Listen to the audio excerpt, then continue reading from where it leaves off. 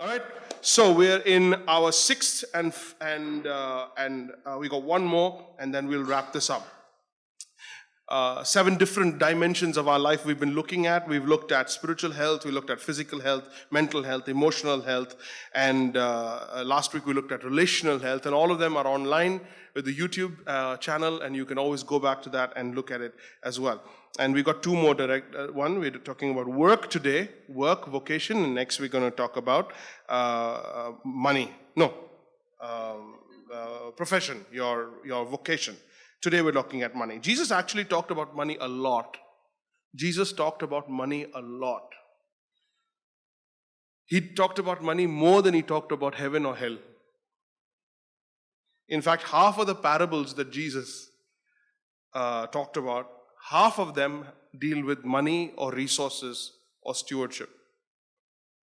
Matthew, Mark, Luke, 1 out of every 6 verses is about money. Money management. Why? Because money can dominate our lives. Money can dominate our lives. Money influences our lives. Whether it's for good or whether it's for bad, money influences our lives. Money can be used for great things, money can be used for bad things. But either way, we spend a lot of our time thinking about it, planning it, saving it, training for it, earning it. We do a lot of our time and energy goes into looking after the thing that looks after us, if you know what I mean. And if you don't learn to manage money, money is going to manage you. Most of us, if asked to our face, does money control your life? We'll be like, no, money doesn't control our life. But yet we want to look into and put a stethoscope to the heart and say, how much does money actually decide my affections, my dreams, my security, etc., etc. Okay? So if you don't learn to manage money, it will manage you. And it's part of the discipline of an entire life of the believer. So we're looking at the whole thing. Luke chapter 16 is a very interesting parable. In fact, it's a controversial parable and has been misinterpreted quite badly. Luke chapter 16, we're looking at verses 1 through to verse 13, and it's also in your notes. So if you don't have a Bible, no problem. It's right over there. It's also on the screen. So let's read through that. It's called the parable of the dishonest manager, or the parable of the shrewd manager. Okay? So let me just read it through for us. Jesus said there was a rich man who enlisted a manager to take care of his property, but the manager was accused of wasting his master's possessions. So the owner called him in and said, "You must now give me an account of your stewardship and report what you have done with what I entrusted to you, because your time as a manager is ending." The manager thought, "What am I going to do now? I'm losing my job. But I'm not strong enough to dig ditches, and I'm too proud to beg." I like that. "I know what I'll do. So after I lose my job, I'll have plenty of friends to take care of me." So he called in everybody who was in debt to his master, and he asked the first man, "How much do you owe, master?" 800 gallons of olive oil, he replied. The manager said, "Okay, here's what I want you to do. Tear up that bill, tear up that receipt, and write a new bill that says you only owe 400 gallons. And this is going to be between you and me. We won't tell the boss." Next, the manager found another debtor and says, "How much do you owe?" He said, 1,000 bushels of wheat, he replied. And then he says, "Okay, you change your bill and make it 800. We're doing this under the table. This is dishonest. We're doing it under the table." Now, when the master, the owner, heard what the dishonest manager had done, he still praised his shrewdness. For worldly people are more shrewd in handling their affairs than those who belong to the light. That's you and me. In the next few verses, he's going to explain what he just meant, what he was teaching. Okay, in verse 9, he says, "Use your worldly wealth to gain friends for yourself." Why? "So that when it is gone, you'll be welcomed," the wealth, when the wealth is gone, you'll be welcomed into your eternal dwellings. Whoever can be trusted with very little can also be trusted with very much.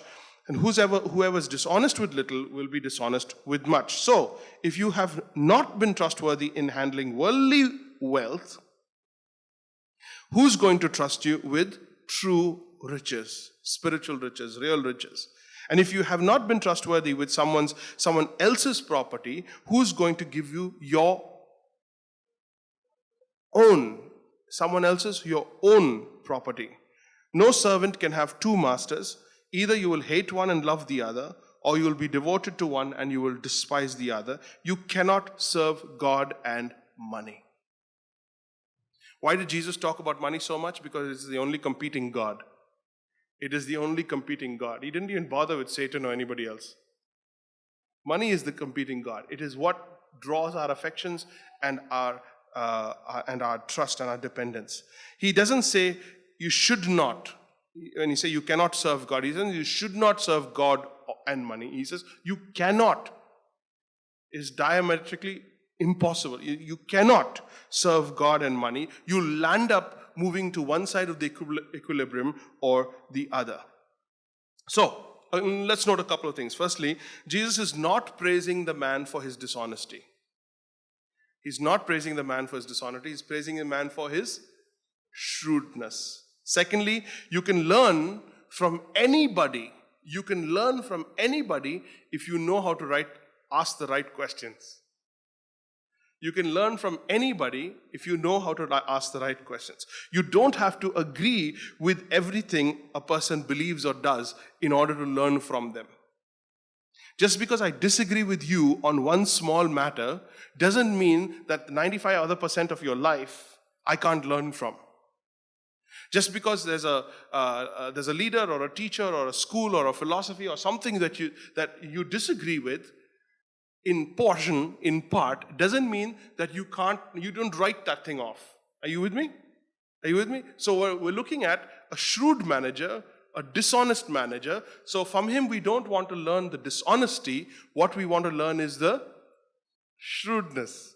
So you can learn if you focus on the right thing and you focus on what God is. And Jesus lands up praising him, so we want to stop and take notice of that. So those are two things. Two reasons why Jesus tells the story. Firstly, he's talking to Pharisees. You know who Pharisees are? The religious leaders of Christ's day. And they were extremely in love with their money. The Bible says the Pharisees loved their money. So when they heard what Jesus said, they made fun of him, but Jesus told them, "You're always making yourselves look good, but God sees what's in your heart." The things that most people think are important are worthless as far as God is concerned. I want you to stop and just underline that, because that's what this entire message is about. That's where we're at. The things that most people think are important, are worthless as far as God is concerned. Very interesting. What do most people think matters? Possessions, pleasure, power, prestige, popularity, sex, status, salary, money, lust, power. Those are the things that matter. They define us. They draw us. These are the things that matter. But our theme verse says, don't conform to the world's pattern. Don't become like that, but be transformed.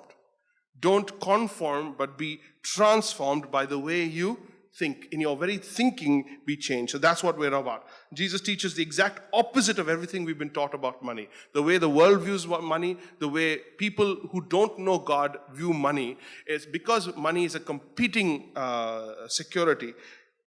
Jesus teaches the opposite. We got to take note. The second reason why Jesus tells the story is because most believers are very poor managers of money.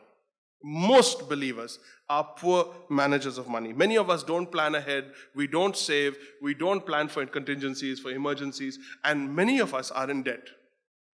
We don't. We are just lousy with worldly stuff. We're so spiritual minded that we are no earthly good. A lot of us are like that. I'm not saying all of us. I'm not saying this. It's just a fact. We aren't that great with that. That's why we often run from business. We don't think ahead, we don't plan. We're going to look at more into this as we go forward. So back to the story. Are you in Luke chapter 16? Okay. Jesus doesn't praise the guy's dishonesty, he's praising the guy's shrewdness. So you ask, what is shrewdness? Why does he use the word shrewd? Shrewd means you're smart, it means you're sharp, it means you're strategic, you are resourceful, you see a problem, you're clear about what the situation is, you know what to do about it, you get on it, you can figure it out. God wants us to be shrewd with our money. He wants us to be shrewd with our money. So from the story, we're going to learn 4 things that you don't want to do with your money. Now, 4 things that you do not want to do, and 5 truths you want to remember. 5 truths you want to remember to do every day. 5 things you want to remind yourself every day. Are you ready? Yeah? Okay. What not to do with your money? Number 1, don't waste it. Don't waste it. We're looking at Luke chapter 16, verse 2 says, the manager was accused of wasting his master's money. The manager was accused of wasting his master's possessions. So that's why he called him in and said, you're going to give an account. You're wasting your money. You're wasting the resources. Don't waste it. Very easily we throw money away. We save in thousands, but we lose in rupees. In the little bits we lose. And we need to be careful about that. Number 2, don't love it. Don't love it. Jump to verse 13. No servant can serve 2 masters. He will either hate one and love the other, be devoted to one and despise the other. You cannot, circle that, you cannot serve both God and money. Love is not just a feeling like you have towards your spouse or towards friends. Love over here is a deep commitment to trust and to be wholly focused for the best welfare of the person you're saying you love. And you're looking to that person, looking to that thing to give you the satisfaction and the sense of worth for life. That's love. And God says, love the Lord your God with all your heart. So when you love money, you're looking to money to do the things which God is supposed to be doing. And can money deliver? Yes, money can deliver. Can money give you security? Yes, money will give you security. Can money give you friends? Yes, it can give you friends.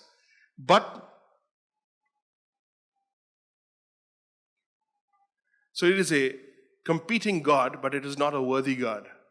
And we'll talk about that in a little bit more time. Number 2, don't love it. Number 3, don't trust it. Don't trust it. He says, what am I going to do? I'm losing my job. You could lose your job like that. If you think that your income is steady, if you think that your job is here to stay, if you think that your career is stable, if you think that in this area, professional area, in your money area, you're absolutely fine and you can trust in that, it can go like that. It can go like that. There's nothing, absolutely nothing concrete about that. And this is the guy who suddenly says, look, I'm losing my job. What am I going to do? Proverbs chapter 23 verse 5 says, your money can be gone in a flash, as if it had grown wings and flown away like an eagle. I like the pictures.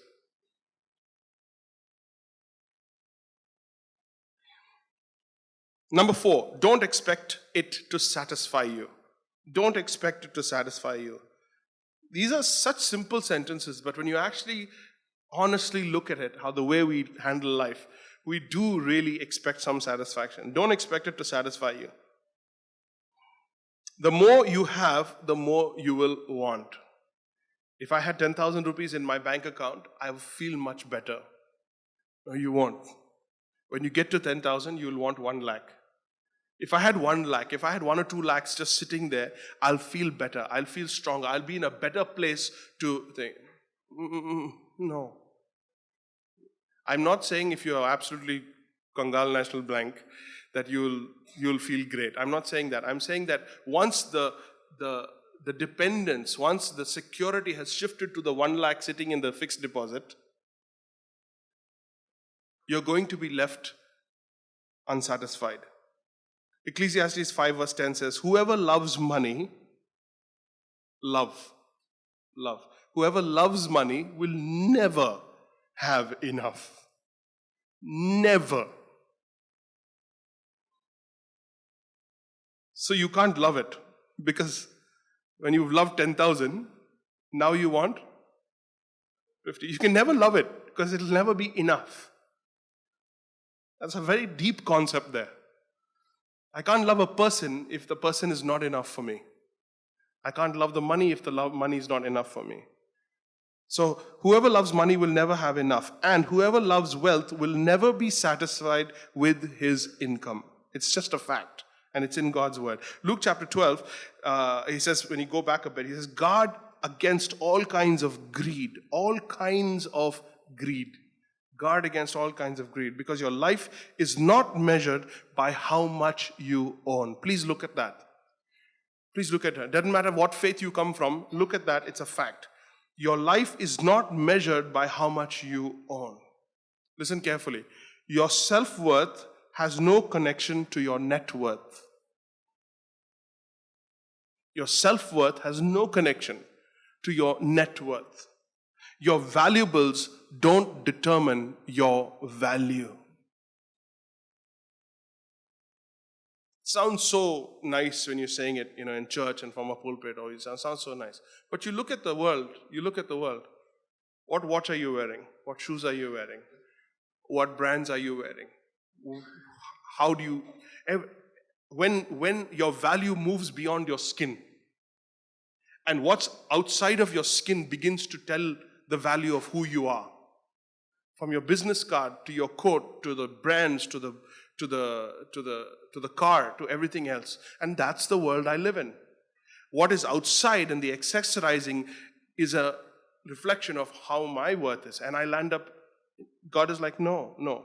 Your self-worth has no connection to your net worth. You're worth a lot simply because Jesus died for you. At the end of the day, this watch is worth how much I'm willing to pay for it.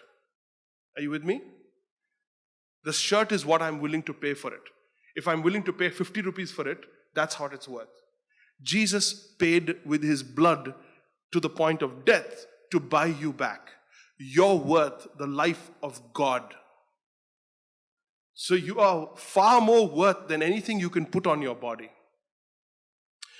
Your self-worth has no connection to your net worth. And that's bringing us back to the way we think. We need to change the way we think. Do not conform to the world thinks, to the way the world thinks. Don't go in that direction. Don't give in to that. But be transformed by the way you think, the renewing of your mind. So let's look at 5 things, 5 truths to remember. Please understand with me. When something is true, I can trust it.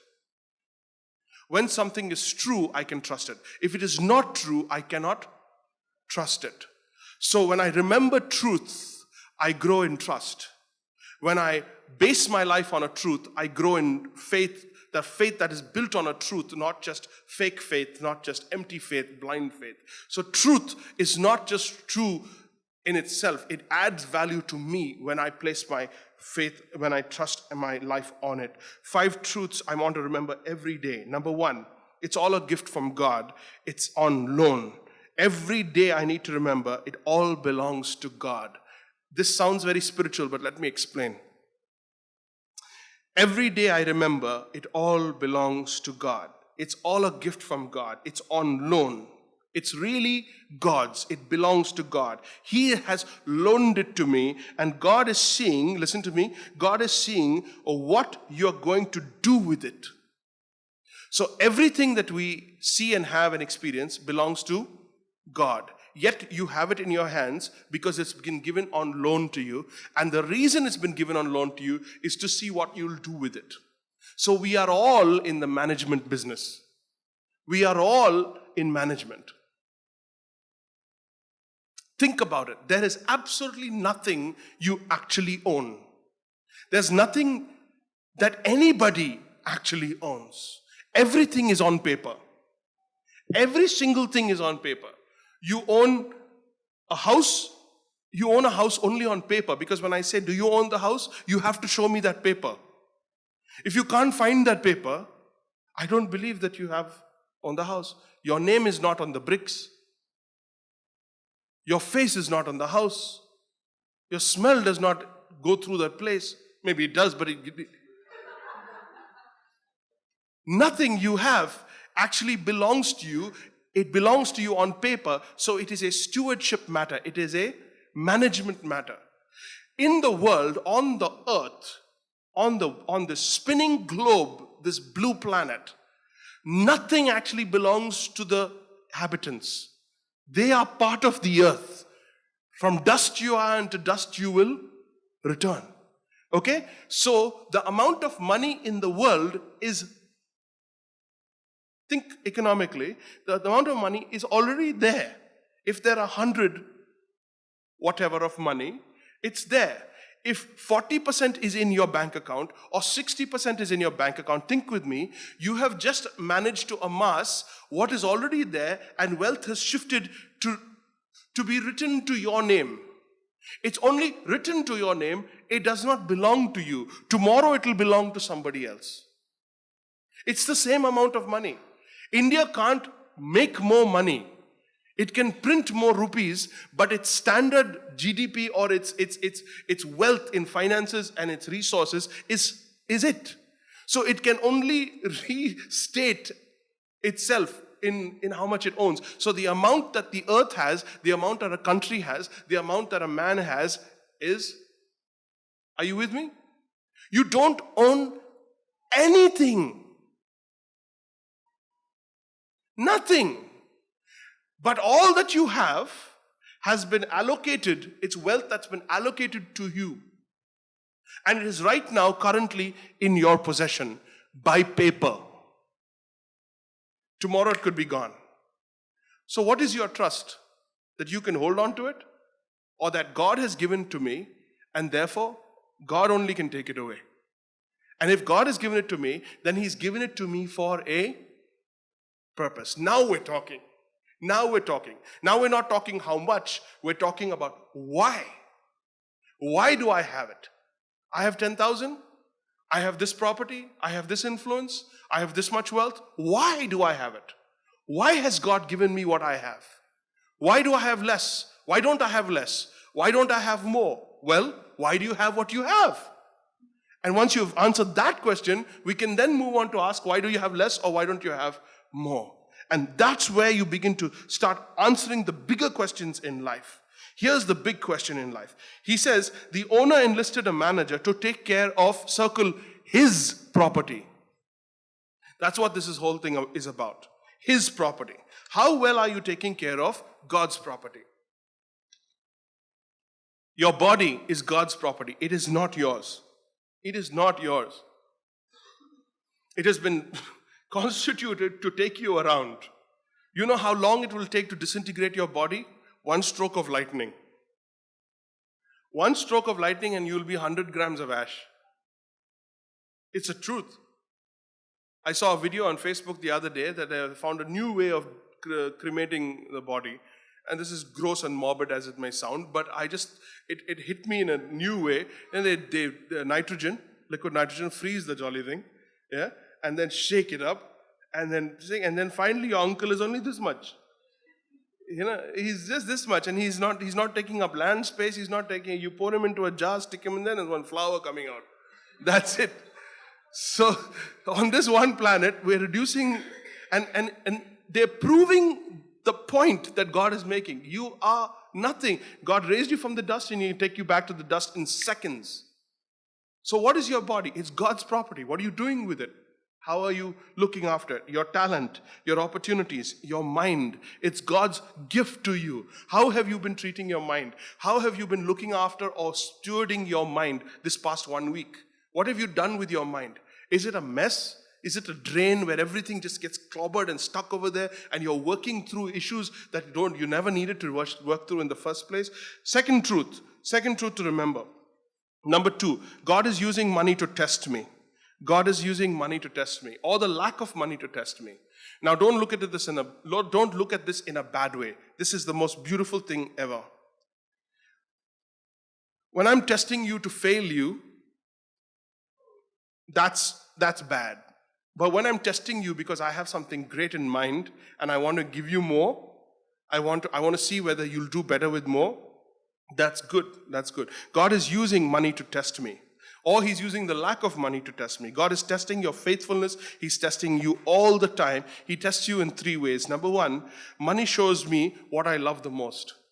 Money shows me what I love. Whatever I love the most, that's where I spend most of my money. If I love a person, I spend that money on that person. If I love a habit, I spend it on the habit. If I love a feeling or a situation or a whatever, I spend money on that. You can say you love something, but your money shows what you really love. Matthew chapter 6 says, don't store up treasure here on earth. Instead, store up treasure in heaven, for where your treasure is, there your heart will be. Wherever you want your heart to be, put your money in that and you'll get interested in it.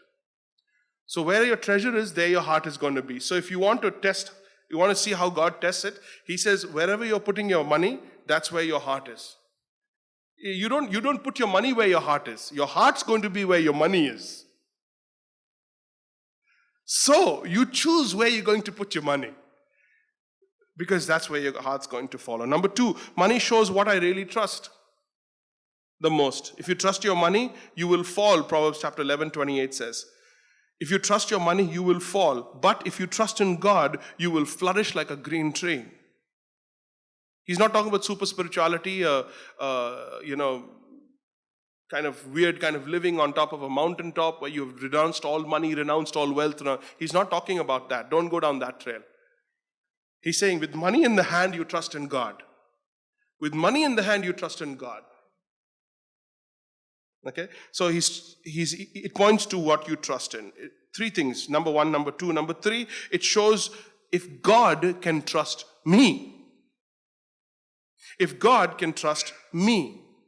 Your money, your wealth, your resources, and the way you use that proves whether God can trust you more.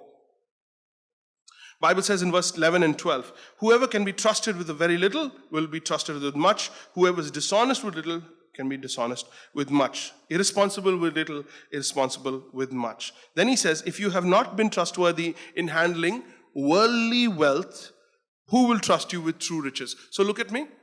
So you have little and you have much. Okay, you getting the picture? Little and much. Then he says worldly, and then he says heavenly. So the little and much is not little 10,000 and going to 1 lakh next week. No. It says money, earthly money, rupees, rupaya, and then he talks about eternal currency. The much that he's talking about is in eternity.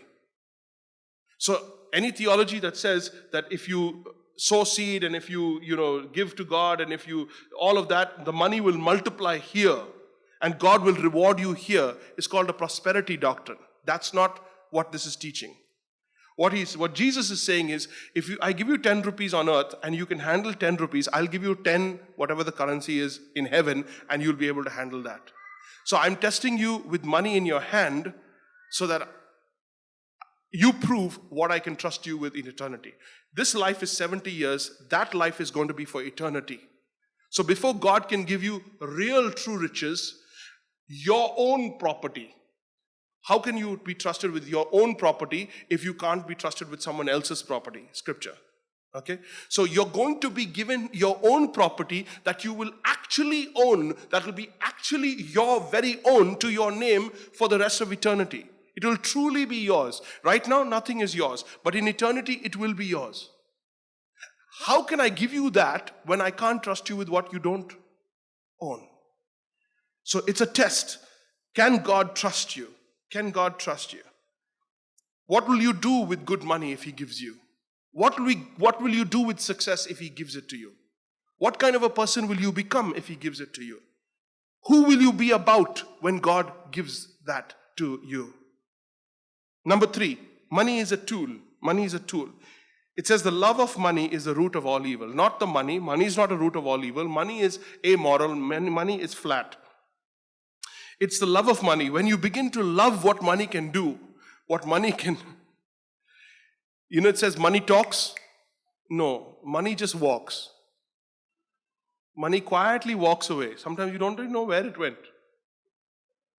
Money doesn't talk. The love of money is the root of all evil. When you start using your money for purposes that are not God's, that's when we change. Luke chapter 6 verse 9 says, Jesus says, I tell you, use your worldly wealth. Please underline that word use. Underline the word use. Use your worldly wealth. What's your worldly wealth? Your money, your stocks and bonds, your property, your car, your worldly wealth. Use it. Use it. What's the point here? When you love money, you use people to get the money. He's saying use worldly wealth to get people. But when you love money, you use people to get money. And he says when you do that, that's not God's plan. That's a personal foul. Time out. That's a personal foul. That's not how this works. When you see every person as a job opportunity, as a sales client, when you see every person as a business proposal, when you see every person as someone who can be a gain to you money-wise, and someone who can, or you see someone as a dependence on you, their liability to you, when you start viewing people and using people in order to get money or keep money, we are in a personal foul situation. What are some good uses of money? Use money to save time, use money to save lives. Save time. Time is more important than money. This is something I've learned early on in my life. Some people even say, Jerry, you don't value money so much. Well, it's not that I don't value money, it's I value time. If you value time, time is all you've got. Time is 60, 70 years on earth, 80 years on earth. Yeah? So when you sit and watch TV for 1 hour, that hour is never coming back. When you spend 1,000 rupees and you're like, oh, shucks, I shouldn't have spent, that 1,000 rupees will come back. God can bring that $1,000 to you back, but He cannot get you back that 1 hour. When you waste time, when you waste a day, when you waste half a day, when you waste a week, it's gone forever. You're not going to ever get younger. You're not going to go back to being 23 again. You're not going to go back to being 45 again. You are not going back. That is gone. The last 5 minutes is gone. It's never coming back. So when you waste time, and your time is life, you're wasting life, that's called suicide. Time wasting is suicide. So when you spend money to redeem time, when you spend money to redeem time so that you save time for something else, you use time better, that's a better, good use of money. It's a good use of money. 2, you use money to save lives. There are good uses of where you could put money to save life, whether it's medical or salvation or whatever it is. Let's look at the dishonest manager. Why did Jesus make him the hero of the story? Why did Jesus make, he was not a perfect man, he was a dishonest man. Why did Jesus make him, well, it's not his dishonesty. In fact, he got fired, you remember? He got fired, he lost his job. So to the first guy, he says, this shrewd manager, he says, first guy says, hey, how much do you owe the boss? You owe him, okay, 50% discount. 50%, just change the bill. Just between you and me, 50% discount.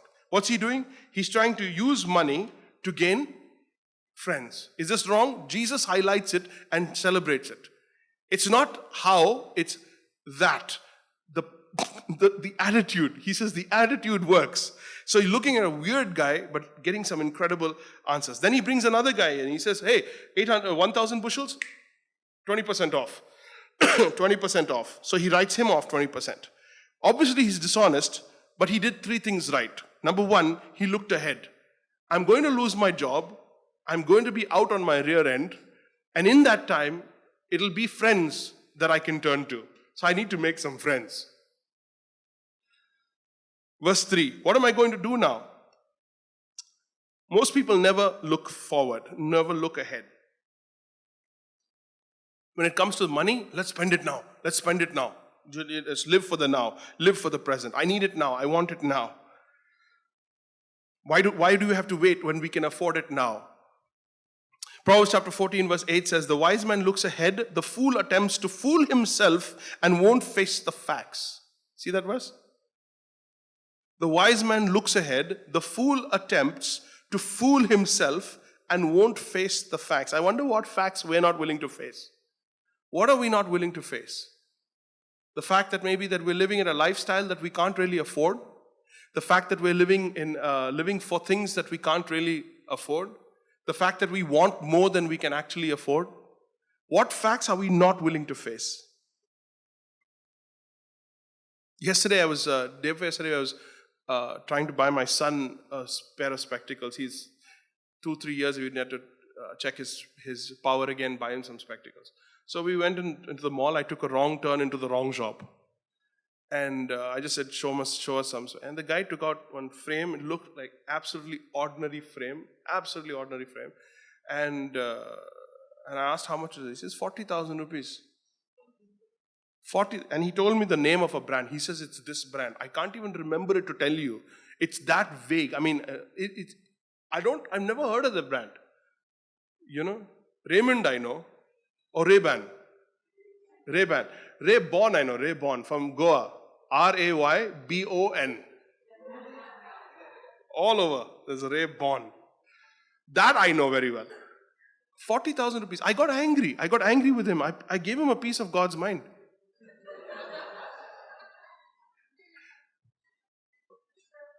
40,000 rupees. It's a 16-year-old fellow. Tomorrow he's going to be flat on his face in the basketball court. And the 40,000 rupees will be going 20 this way, 20 that way. I'm telling you, what? Seriously? So we have more budget ones. Really? He takes out a 21,000 rupee. 21,000 rupees. I'm like, and then we start walking out. He's saying, what happened? What's wrong? I'm like, where do I begin? So to tell you the whole story, he went to South Moti Bagh market and he got it for 1250 with a 20% discount. He got it for 1,050, and the glasses came to another 1,000. So totally 2,000 rupees, we got the glasses. And he's very upset that it hasn't come now. So that's a whole nother set of issues. But the world thinks it's normal to waste money or to spend money like that. I want it now, I want it here, and there is no thinking ahead. You're living a lifestyle that you just can't afford. Why should a 16-year-old have a 40,000 rupee specs? Answer that question before you can tell me what that stupid thing is made of. He's explaining what it's made of. I don't care. He looked ahead. Number two, he made a plan. I know what I will do. Do you have a plan? A plan is called a budget. You can spend and you can spend on a budget. To spend on a budget is a plan. At least you know how you're spending, where you're spending. Aditya Birla company, they've got a fantastic app. That app really helps, give you an overview, summary, and tracks. It may get a little bit too invasive because it picks up your banking statement and everything. But HDFC has got an app, and there's several other apps. There's Wallet, there's Wally, you can pick out an app, just keep track of your expenses. Know how you're spending. Know where you've given it to. There's envelopes, or there's that you could use. Okay, I'm putting this money away, have some plan. Don't just say, paisa hai. How are you doing? Paisa hai. So those years when paisa hai or paisa nahi hai. Those were the two worlds we lived in. And if you have, it is there to spend. No, there's got to be some idea, some planning. Proverbs chapter 16:9, we should make plans counting on God to direct us. So it's not filled with faith. You're like, kal dekha jayega yaar, let's just, no. There's got to be there. And number three, he acted quickly. He gets commended for the fact that he didn't procrastinate. Immediately he worked on it. I'm going to lose my job. I need to do something about it. Then he says, let me do this. When I lose my job here, people will welcome me into their houses if I invest in them. Jesus is commending this attitude. Okay. Number 4, the best use of money is to get people into heaven. Jesus says, I tell you, use worldly wealth to gain friends for yourselves. Talking about normal friendships. So that when it is gone, they will welcome you into your eternal dwelling. Please underline that. Use worldly wealth, underline that. And your eternal dwelling, underline that. So he's not saying use money to buy friends. He's not saying use money to buy your way into heaven. He's saying use money, use stuff to build relationships. Don't use relationships to get stuff. And he says if you focus on people, there will be people and he focuses on people getting saved, there will be people in heaven in the long run when everything is lost, when you leave behind everything. There'll be people in heaven waiting to welcome you because you spent your earthly wealth on getting them there. Did you hear that? They are in heaven because you had a correct perspective on wealth. I repeat. They are in heaven because you had a correct perspective on. They are going to welcome you into your eternal board because on earth you knew what to do with your money. Okay. Use wealth to build spiritual friendships. Use affluence for good influence, and they will welcome you. Number 5, one day I'll give an account to God. One day I'll give an account to God. There's going to be an audit of my life. Most faiths don't teach this. Most philosophies don't teach this. Most believers even don't really live with this conviction. They don't really believe that God is going to hold me accountable. There's a part of it that says God is not going to be holding me accountable for my sin. That's right. That's true. For your sin, because sin is covered and the record of sin has been wiped out. Yes. But God is going to hold you accountable for your stewardship. Has He given you a family? Yes, He has. Has He given you friends? Yes, He has. A career? Yes, He has. Opportunities? Yes. Money in the bank, in your pocket? Yes, He has. Influence? Yes, He has. So He is going to hold you accountable. These are not things that just came your way. If you think, my goodness, if you think that you concocted this and you got it for yourself, no, it is not yours. It was given to you by God. And God is testing you to see if you will find yourself faithful to do the right thing. And then He will give you more. He wants to give you more. But we have to live with an understanding that if I have 10,000 rupees, I'm going to give an account for it. If my CA wants an account for it, how much more? God. If the government wants an account for it, how much more God? I found it fascinating that in an audit report, one of the things that the CA is looking for in terms of streamlining and aligning yourself with the law of the land is misappropriation of funds. When funding is come in for a specific cause and that funding is not used for that specific cause, it is called misappropriation of funds. And in an audit, I wonder, in the audit of our lives, with all that God has given to us, has there been a misappropriation of funds? God, why did you give me this? Why have you? Because if your dad gives you 1,000 rupees and says, go and buy some rice and dal from the market for mom to cook, and you go there and you waste it on burgers and this and that, and you buy something else and come back with something else. God is going to say, no, I gave you the money for that. So that's where your wealth and everything ties into the purpose of your life. If you don't know the purpose of your life, you're not going to know why you have what you have. You're not going to know the purpose of your life if you don't know the creator of your life. Which is why I invite you to know Jesus Christ, because He's the one who created you and He's the one who's going to stand and audit your life in the end. Verse 2 says, you must now give an account for your stewardship and report what you have done with what I have entrusted to you, because your time as a manager has ended. One day your management career is going to come to an end. We are all in management and it's going to come to an end. One day, each of us will have to give a personal account. Last principle real quick as I close. If I'm faithful with a little, I can be trusted with much more. So verse 10 says, whoever can be trusted with very little can also be trusted with much. And whoever is dishonest with little will be dishonest with much. The character is not going to change. The character is not going to change. Jesus says in Matthew chapter 25, Jesus said, to those who use well what they are given, even more will be given. And they will have abundance. So it's not a secret that if I use 10,000 rupees well, God's going to give me 1 lakh. That's not the reason He's going to give me 10 more money. God's going to give me more in order to test me if I do better with more. But He's not going to give me more if I don't do better with little. Now, answer me. Most of us, do we have little or much? And if we are honest enough, mostly we'll say, for the most part, we have little. Well, that's the test. If you can't be faithful with little, you won't be faithful with much. Here's what I'm saying. When your salary is 10,000 rupees, you're like, oh, 10,000 mil raha hai, oh, what big planning do you want to do? I can already see the end of it. You want to, so you say my salary is 10 lakhs. 10 lakhs. 120 lakhs per annum. Oh. Now you want to do some planning. Hey, so much, I need some. No, if you don't plan for 10,000, you're not going to plan for 10 lakhs. If you're not responsible with 10,000, you're not going to be responsible. If you're not giving your tithe when you have 10,000 rupees, you're not going to tithe when you have. Are you with me? That's what God is saying. God is saying character first. God is saying that if you don't put that plan, if you don't put that character in first, it doesn't matter how much I give you later, even if I ever give it to you, it's not going to happen. If most of you say, I have only little, well, that's the test. That's the test.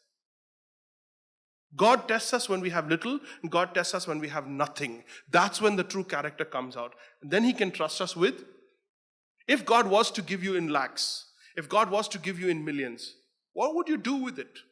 Answer, the same you would do if you had little. Faithfulness in little ways produces fruitfulness in big ways. You say, when I make it big, I'll be generous. No. If you can't tithe when you have 10,000 rupees, and if you can't be generous when you have 10,000 rupees, you never will be. Let's stop fooling ourselves. So a little introspection. What needs to change in my thinking?